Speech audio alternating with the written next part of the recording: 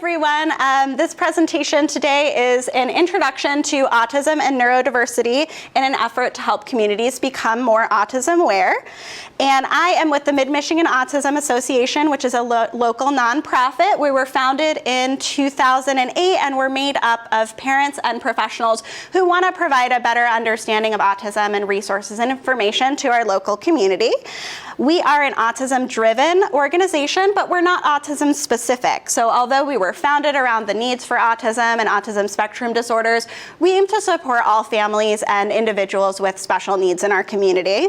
And we do a lot of community support services. So we provide families with information, services, social gatherings, and educational opportunities. And what we're presenting to you today is in our effort to work with communities to become more autism aware and work to increase inclusive spaces across the Mid-Michigan community. During this conversation, think about who are you? Do you have a personal connection to autism? Do you have a personal connection to disability that brings you here, that makes you interested in receiving this type of training? What is the previous experiences or training you've had supporting individuals with differing needs, not just autism? And what is it that you're hoping to learn today? So be thinking about those questions, thinking about where your connection is to disability and ability levels throughout today, and hopefully you can come away with a little bit more understanding of how to be more inclusive in your day-to-day interactions, but also in the jobs that you're doing and the services that you're providing to our community. So I want to begin by talking about what neurodevelopmental disorders are. So autism spectrum disorder is just one of a variety of neurodevelopmental disorders, and these are a group of disorders that are related to impairments in growth and brain functioning and development.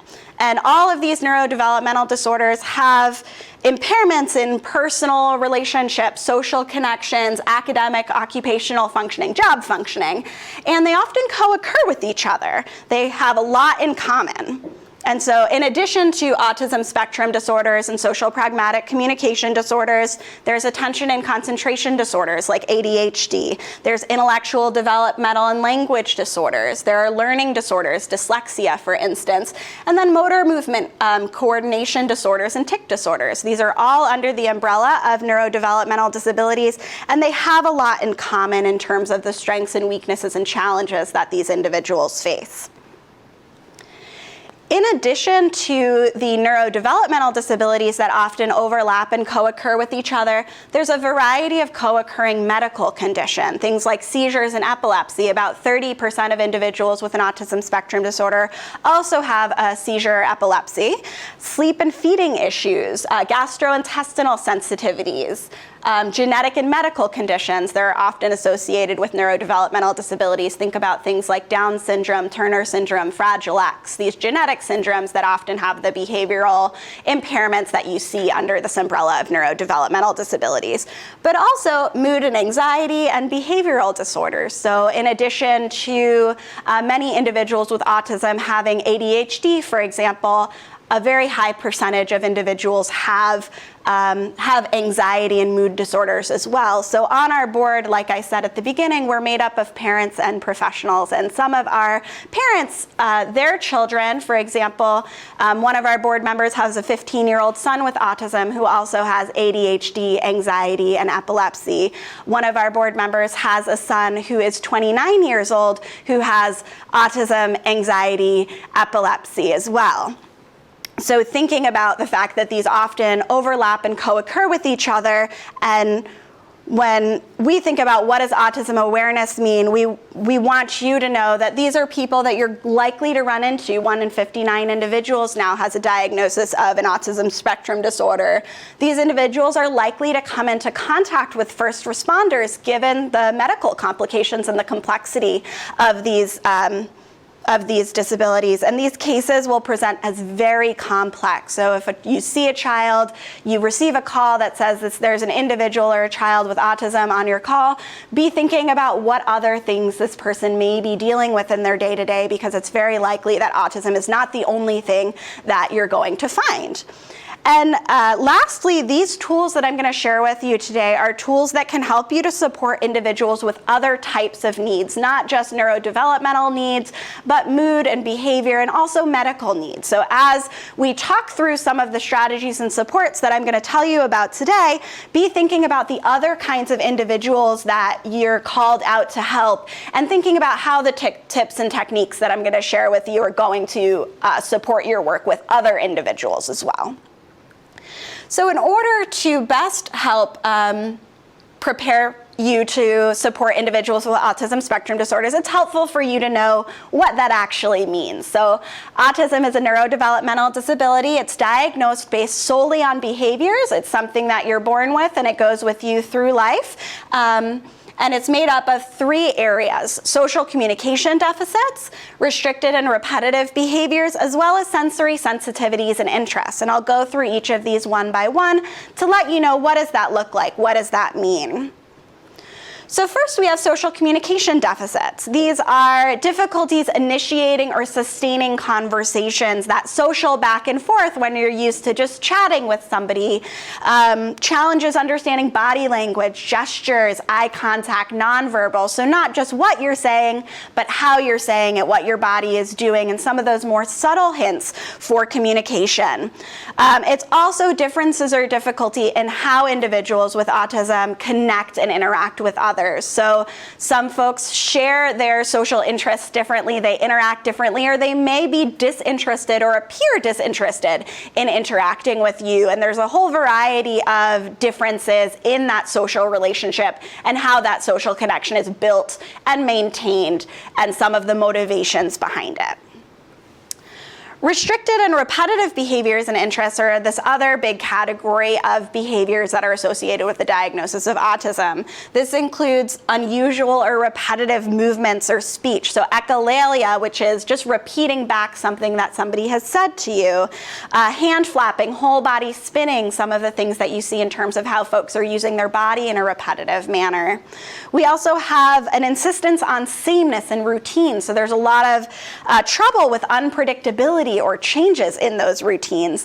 And then unusual or intense areas of interest. So these are folks who are intensely interested. They might know everything about the CATA bus system schedules. They might know all of the different kinds of trains and automobiles, or have a really intense interest in a certain area of history, or playing with toys in a repetitive or intense manner. So there's, again, a really broad way that this appears, but thinking about there's a repetitive insistence on sameness and routine is the biggest part of this that's shared across individuals with autism. And then the last area, sensory sensitivities or interests. So these are sensory seeking behaviors. You might go out of your way to interact with water, enjoy the feeling of pressure on your body, enjoying various kinds of sensory exploration, textures, touch, putting things in your mouth or against your lips to understand how those things feel. But you can also see a lot of sensory avoidance. So the same things that one individual might be seeking out, another individual might be responding to negatively. So that same touch or physical pressure may be a negative for someone at either a different person or that same person at a different time, depending on how they're feeling. The sensory experiences can be pleasant and soothing, but they can also be uncomfortable and intensely painful. And there's also something that's specifically important, thinking about first responders and medical professionals, is there's a lack of responsiveness to certain sensory experiences. So not responding to things that you would expect somebody to respond to. So pain, intense pain, is something that may not register or be expressed the same by individuals with an autism spectrum disorder or another kind of neurodevelopmental disability. So for example, one of the parents on our board, her 29-year-old son was riding his bike and he fell off his bike and he broke his arm, both bones right down the middle. You could see the break, and he really withdrew from everyone. He didn't really have a pain response. He was just kind of holding his arm and kind of sitting gently. But when they were transferred to the hospital through the ambulance, the thing that was the most upsetting was the feeling of the IV and that tape kind of holding it in, and that was an intensely painful experience compared to the break where there wasn't really as much of a response. Another board member, her 15-year-old son, fell off of the bleachers. He hit his head and he really didn't have a response to something that looked really painful on the outside, but knowing that there is not that traditional pain response, it's even more important in terms of medical diagnostics to really make sure that you're not basing your judgments solely on the way that person is responding to the event, but looking at kind of more subtle indicators that are a little bit more reliable indicators of pain or sickness. Ear infections are something that happens a lot for individuals with autism, and ear infections can get so bad that you burst an eardrum, but parents may not know because their child's not really acting the way that a child in pain might. For instance, they may withdraw, they may become a little bit more irritable, they may not be having the same kind of responses to pain that other individuals might be. So keeping in mind the sensory experiences of these individuals is another large part of that disorder and diagnosis, and it's something to be aware of. And we'll talk through various strategies of how to address some of these challenges in your interaction so that you can preemptively support individuals knowing what you might be walking into and giving you some advice about how to help to support a positive and productive interaction. And autism is a spectrum disorder, so it's diagnosed based on behaviors. There's no genetic test, blood test. There's nothing you can do other than look at how a person is interacting with their world and what the challenges, strengths, and weaknesses of that interaction are. We know that there's individual differences in how each domain of autism is expressed, so social communication, behaviors, and sensory experiences. Those all adjust independently of each other, and so you really need to understand not just that this individual has a diagnosis of autism, but how does their autism impact them on a day-to-day basis? What are the unique patterns of strengths and weaknesses that these individuals are managing in their day-to-day, and that's how you know how to support them. So be looking for the behaviors, be understanding about the differences that these individuals might face in your interactions, and try not to make assumptions about what these individuals may be like, because just like you and I, each person with autism is a different person. They have their individual profiles of likes, dislikes, strengths, and weaknesses, and their diagnosis is just one thing about them that helps us to know what are some things we should be looking for, what questions should we ask, but it doesn't help us to make any assumptions about who they are or what they might be like. So when you combine social communication challenges, restricted and repetitive behaviors, and sensory sensitivities and interests, really it's a recipe for having social, emotional, and behavioral challenges, especially in situations where you're under stress, where there's been an accident, where something stressful is going on. It can be very, very difficult to go in and do business as usual because it's not going to be your usual. It's a time to expect the unexpected. So you should be thinking, if you receive a call for, there's an individual with a neurodevelopmental disability, whether it's autism, an intellectual disability, Down syndrome, etc., what are the other conditions this person is affected by? Because remember, there's often medical, genetic, seizure, other kinds of behavioral and emotional challenges that co-occur for at least a third, if not up to a half of these individuals. It's usually not just autism. Think about what's this individual's level of independence and ability. So like I said, autism is a spectrum disorder. There are some individuals who are going to have lower levels of independence and ability, and some individuals who have a diagnosis of autism who are independent and able to manage their day-to-day lives by themselves, but under situations of stress may have a harder time managing some of those inherent characteristics of autism. So be understanding of what is this person's level of independence and ability, and not make assumptions and try to integrate that person into what's happening in a way that doesn't undercut their autonomy or patronizing in any way. Thinking about how do they best communicate or interact. There's a social communication deficit, but that doesn't always mean there's an actual language deficit. It's about how we use the language that we have. And we'll talk about some strategies to support communication. And then, is there someone else that I can or should talk to? So thinking about, is there a parent, is there a caregiver, is there a sibling, is there another individual in the house who can maybe provide you with some more information if you don't already have it or you're not able to get that information directly from the individual. So thinking about what this might look like, there's a couple of more common incidents that you're likely to run into, but again, this isn't an exhaustive list, but we're just here to try and get you thinking about what kinds of things might happen and give you some ideas of how to prevent them or respond to them if they do happen. So in your interactions, individuals with ASD, they might have trouble communicating needed information. So even if they are more independent, they have high levels of language, they may struggle to really use their language to let you know what you need to know under stress. They may become easily overwhelmed. These are individuals where one of the deficits is trouble with unpredictability and insistence on sameness and routine. And you coming in on a call is going to break that routine. So they're likely to get overwhelmed by the amount of equipment, the amount of people, kind of the change in their daily routine. So know that this is a really overwhelming experience. And anytime people feel overwhelmed, it's harder to connect to the skills and abilities you have. Think about a time where you were in a lot of pain, you were really anxious or upset, and it's hard to get the words out. It's hard to kind of get through your day. So be building that empathy and understand how anytime you're overwhelmed, it becomes a lot more difficult to interact, and that individuals with autism become more overwhelmed more quickly, more easily because of the way that the disorder occurs. Again, this is neurodevelopmental, it's internal. There's a lot of ways that people with autism are built differently and respond differently, but that response is something that you can connect with if you think about times where you felt really, really overwhelmed by an emotion or a sensory experience, to just begin building that empathy and understand what might this be like for that person.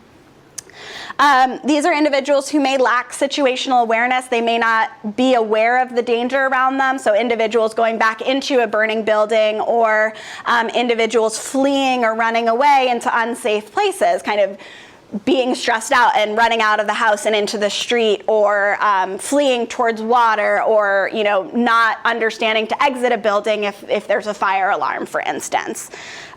These are individuals who may resist help or interfere when helping others. So also be thinking about the call that you receive might not be for the individual with the disability. It might be for a family member in the home. So thinking about maybe it's their parent or spouse or caregiver who has maybe fallen unconscious, who's experienced something where this is a person who doesn't understand that you're coming in trying to help, and they may interfere with you getting to that person who needs help because they're not understanding what's going on. We talked already about this unpredictable response to pain. You really aren't going to know what's happening by just looking or talking to somebody. You need to do a lot of information gathering.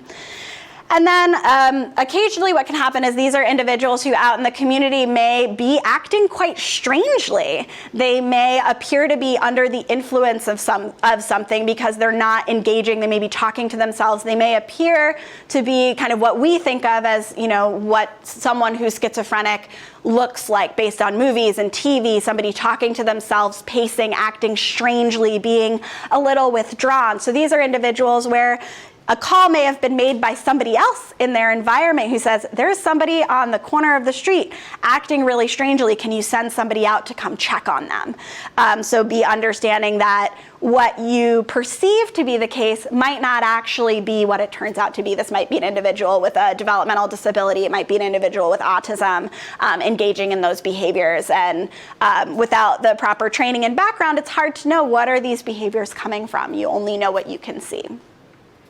And that these are individuals who, when the stress is really high and they're having these difficulties understanding and communicating with you, they may ultimately become aggressive, either outwardly or inwardly. They may begin hurting themselves, biting themselves, banging their heads. They may be trying to push you away. They may become mildly aggressive, again, because of that stress and the lack of understanding of what's going on around them.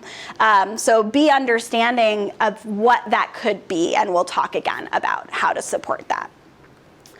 So now that you've gotten a little bit of that background, I want to explain a little bit about our sensory toolkits. So these are toolkits that are going to be provided to you. They'll be placed on emergency response vehicles, and the items in this toolkit are really meant to be a way to support you in helping to ease that transition for getting individuals from the home to the ambulance, from the ambulance to the hospital. Everything in this bin can go with that person. There's no need to take it back. We've got replacements available for you, so talk to your organization and they'll let you know how to replace items. Most of these items can also be completely cleaned and sanitized, except for ones in the plastic bags. But everything in these kits is meant to support an individual, and if it's helping them get from point A to point B, let them take it. There's always replacements. There's no need to worry about getting that back from anybody. So within these kits, all of the items in this kit are designed to help address one of the areas of challenges that individuals with autism have, but I'm also going to try to help you understand how the items in this kit can support you interacting with a variety of other populations. So sensory challenges, this is the easiest place to start, and I think these are the most obvious items in the kit. So we've got a pair of noise-canceling headphones and a pair of glasses here. And these things, if you take a look, headphones reduce sound, sunglasses reduce light. Other things you can do are, if you get a call, approach with lights and sirens off. Enter the home one at a time. Send somebody in to assess the situation and understand we don't want to overwhelm somebody and having people with all of their equipment, their gear, their badges, lots of conversations. That's going to make your jobs more difficult. So thinking about having a slow, calm approach into the home. Look for behavioral signs of distress, people covering their ears, shying away, squinting, being withdrawn, and potentially offer one of these items to them. It could also be helpful for somebody who, say, is under the influence of drugs. Maybe they're kind of having some difficulty processing lights, processing sound. So be offering those to individuals when you think there is a sensory issue they're having that can help to reduce the stress and just make your job a little easier. And then thinking about offering the items based on what you see. Don't go in with the whole kit and provide that whole kit, because you're going to have people looking around, pulling things out, and being a distraction. So just grab a couple of items based on what we talk about today and be thinking about what are 2 or 3 things that I can bring in with me if I know that I'm going out to a call for somebody, maybe coming out of a seizure, somebody who is suffering from an overdose, somebody with a developmental disability. And then there's also some things to support communication in here. So thinking about individuals who are non-native English speakers who may be deaf, for example, and we'll get into that a little bit more. So we've got 2 things here to help with the sensory challenges. Communication challenges, like I just said, individuals with autism do have social communication deficits. These are not necessarily deficits with language and understanding and expression, but using that language to communicate needs and interests. But it can also be that individuals with autism do have a language delay or language deficits. About 30% of individuals with autism are going to have a language delay of some kind. And so we've got items in this kit that can support communication. So we have communication boards. These are picture boards that have a variety of things that are helpful for fire EMS. We also have one for police. And these are things that you can use to communicate non-verbally, use pictures to support, pictures plus language, pointing. A lot of individuals with developmental disabilities use picture communication systems at home, at school. So these are things that many people will be familiar with. It can also help if you have an individual who's having difficulty speaking. You can ask them yes/no questions and they can point to the yes/no. They can spell things out. But because that's not always the most efficient, we also have whiteboards for people. So maybe if you're not sure somebody's understanding or hearing you and you don't have any sign language knowledge, you can use a whiteboard to write out your question. Somebody can use a whiteboard to communicate back with you. Some individuals with autism may prefer this to speaking, even if they have the language. It might be a lot easier and less stressful for them. And then often folks who are non-native English speakers may be more comfortable reading and writing than they are speaking. So this can also help you interacting with individuals who may may have other language fluency and their English may not be as good at communicating in high stress situations. So you've got these picture boards. In order for these picture boards to work, you need to know what's on them. Where are the items? What are the questions? What are the limitations of this? So it's something where you need to spend some time getting to know your kit, getting to know what's on these boards. Which one do I need? Where exactly are the questions I can ask? And how would I use this? So you really need to spend some time getting to know your kit, maybe in between calls while you've got a minute. Be looking at that kit.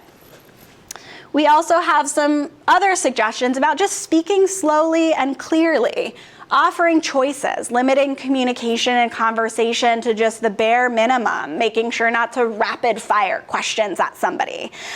So again, just like offering maybe 2-3 choices here when you're asking questions, offer choices. For instance, if you're having trouble getting somebody from their house into the ambulance, would you like to walk by yourself, or would you like me to help you? Would you like to go now, or would you like to go in 1 minute? And offer some choices. Give that person some sense of control back and some sense of calm so that they can do it in their own time, but also only offer choices if both choices are okay. So don't offer a choice if choice B is not actually feasible. So be thinking about that. But choices, simple, slow communication can really do a lot to prevent that sensory overload, conversation overload. And then if there is someone else to talk to, that's the person who's going to know everything you need to know. They're going to know what that individual likes or dislikes. They're going to know their medical history. But again, if you're not on the call for that individual with the disability, that individual with autism, and it is the adult or caregiver, sibling, spouse, then knowing that person's not available. So you also need to be prepared for a backup plan. If there is not someone you can talk to, not someone who has that information, trying out one of these alternative communication challenges. And then we also have some of those behavioral characteristics, the repetitive restricted interest, that insistence on sameness and routine, and the rest of the items in this kit can be really helpful. And so you need to consider, why is the behavior happening? What's going on there? Is it somebody pulling at their IV, maybe somebody coming out of a seizure who's a little bit disoriented, who's kind of picking and pulling? You could maybe provide them with one of these silicone brush pads. There's a side you can pick and pull at this side. If you see somebody maybe who's under the influence of something and it's picking at their skin, they can pick at this instead, or they can rub and stretch this instead. So you've got these. If you're on a pediatric call and you're working with a really young kid who's scared and upset, we've got emergency response vehicles in here. These can help you to communicate, well, if we need to leave the house, where are we going? Maybe they're going in the fire truck, maybe they're going in the ambulance or the police car. This can be something, a transitional item to help them go from inside to outside. It can, and then we've got stress balls and spinners.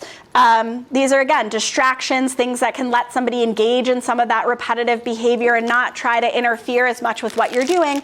But also parents who are stressed out. Maybe this is the first time their kid has had a seizure and this is their first trip on the ambulance. They're going to be really anxious, and you need to support them because they're your source of information here. So giving them something to fidget with can help them to focus on that conversation, can help to calm them a bit. And so those are all of the items in your kit. And in addition to this kit, we're also working to support parents in our community and making sure they're prepared for their first interaction with fire, EMS, police. So we're encouraging families to use Smart 911. This connects to the dispatch systems and allows families to pre-input the information for them, their child, anyone in their household. So if they call from their home phone, that information comes up immediately. We're working to create files of life. These are typically for elderly individuals with dementia, but altering the template to be more appropriate for an individual with a neurodevelopmental disability with autism, so parents can have that in their house, in their glove compartment. We provide stickers that people can put on their front door or on the window of their car, so that first responders will know visually when they're entering a site, is there something to be thinking about? We're working on getting seatbelt covers as well, which can kind of hold some of this information. And then working with parents to create their own toolkits that they can bring with them.